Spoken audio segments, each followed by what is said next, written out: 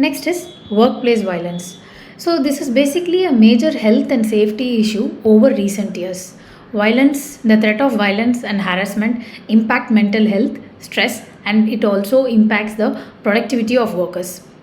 Physicians have to promptly identify and assess the potential violence as well as treatment of victims of violence, often work as a team with HR, legal, and insurance representatives. Warning behavior or risk factors include leakage of intentions to a third party, acts of preparing an attack, identifying with violent offenders, fixation of a person or cause, desire for retaliation for a perceived grievance, underlying psychopathologies like antisocial personality disorder, paranoia, or even psychosis for that matter.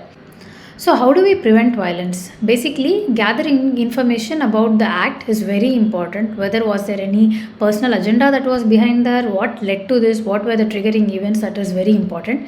Next is developing a culture of communication and awareness. Employees know what behaviors to report and to whom. This should be made mandatory.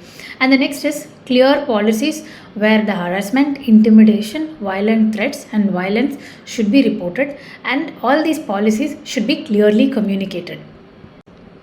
Also, identifying, monitoring, and assessing an employee's changing behavior is fundamental in preventing violence at the workplace.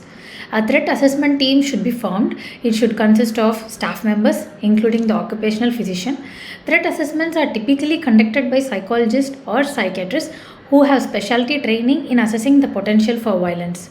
Information obtained through psychiatric threat assessment allows experts to help a workplace develop and implement a plan to manage potential violence. Next is the plan may include an employer taking steps to restrict the worksite access and reduce exposure to potential victims. So, when violence has occurred, early intervention for victims usually require referral to mental health counseling, and this is mandatory, non-skippable. Next is management of violent or agitated patients. The first thing we'll have to do is de-escalation of the patient.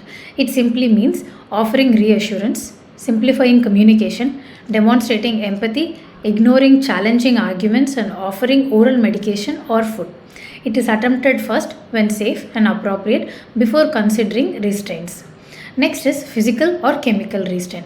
When it comes to physical restraint, that is the last resort that we usually consider. It should be done under strict guidelines when all the other de-escalation techniques have failed. It is used when a patient poses a danger to themselves or others due to medical or psychiatric conditions. So, moving on to chemical restraints, it is basically using medications to quickly calm violent behavior or agitation. As said before, it could be because of risk to self or other present or others present, and non-pharmacological techniques have failed. Usually, we use antipsychotic and benzodiazepines either intramuscularly or orally.